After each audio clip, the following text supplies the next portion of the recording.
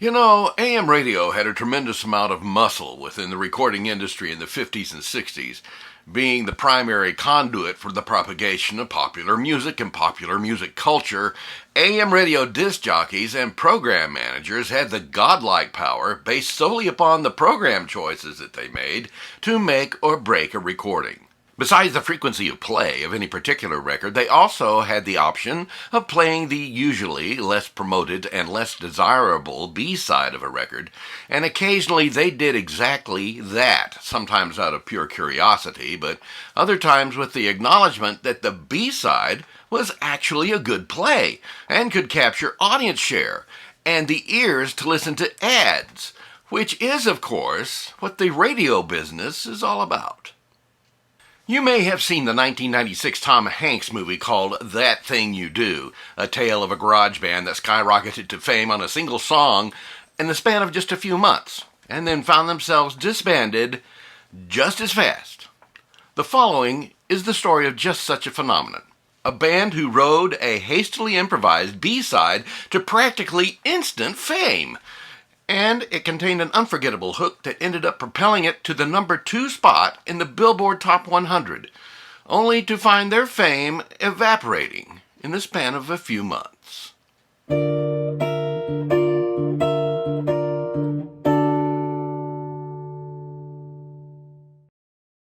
It was spring 1962 in Southern California. The surfing music craze was at its height, and young garage band copies of the surfing sound sprang up like mushrooms overnight. In sleepy Glendora, California, 4 high school guys came together to form one of those bands with the intent to play at school dances. They barely had enough pocket money to scrape together some equipment, but with some help from their parents, they pulled it off.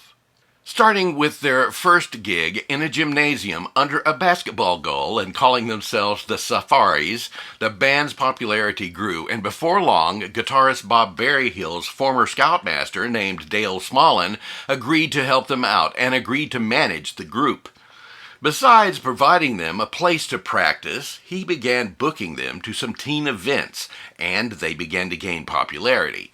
In the midst of that growing popularity, drummer Ron Wilson told the guys that he had an idea in his sleep for a song about a surfer. He called it Surfer Joe.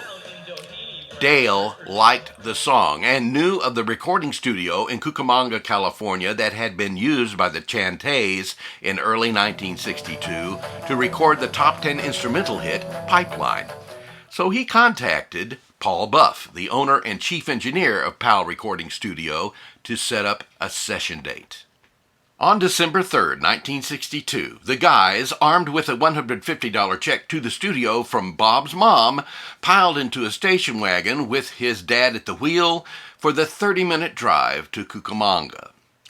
Once in the studio and set up, they nailed a recording of Surfer Joe in short order, and then, from the control room talkback mic, to their surprise, Paul told them that they needed a second song to record for the B-side of the record.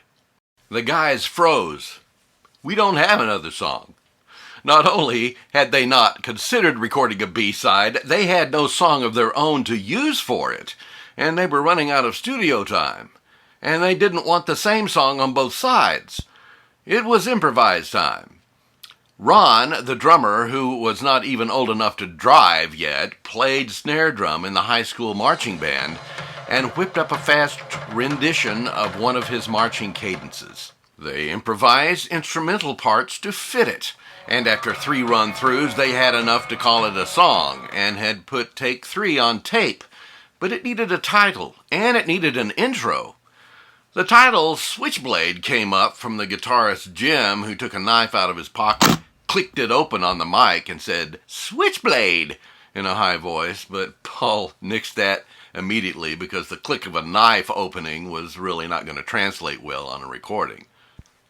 At this point, Bob's dad went out the back door and found a piece of plywood on the ground in the alley, brought it in, and bass player Pat Connolly broke it over the mic. The guys perked up.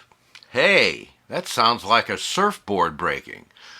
Somebody suggested busting surfboards, but unfortunately there was already a song out there by that name, so they couldn't use it. Then, with the tape rolling, their manager Dale Smolin came out of the control room, stepped up to the mic, and cackled a forced laugh with a single word. And it worked. They had the two sides for their single, Surfer Joe for the A side and Wipeout for the B side. Paul asked the guys what they wanted to call themselves on the record label. Well, they had been using Safaris when they played, but after a brief discussion, they decided to change it to the Surfaris for the record label.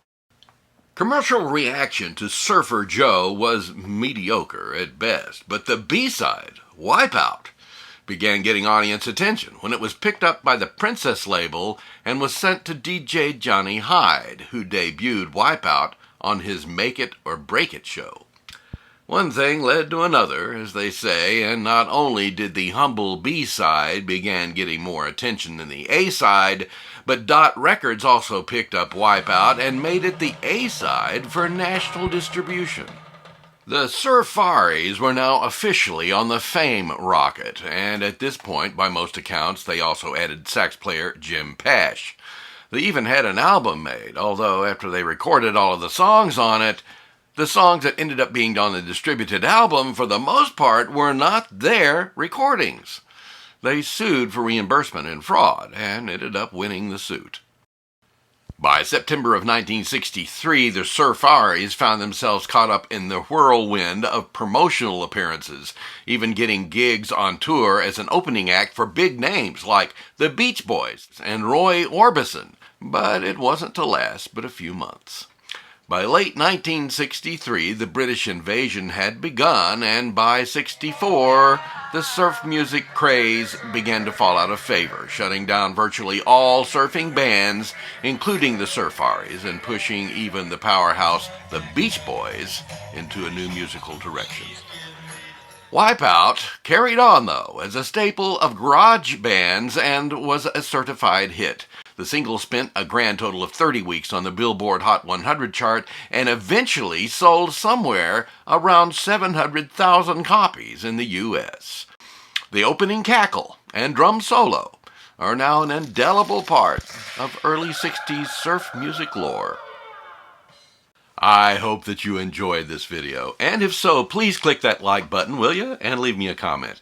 Let me know what you think. This would also be a great time for you to subscribe to the channel if you're not yet a subscriber, and if you are a subscriber, please consider joining the channel and become a Trooper Fellow. With channel membership, you have exclusive early access to videos days before they are released to the public. Thanks again for watching.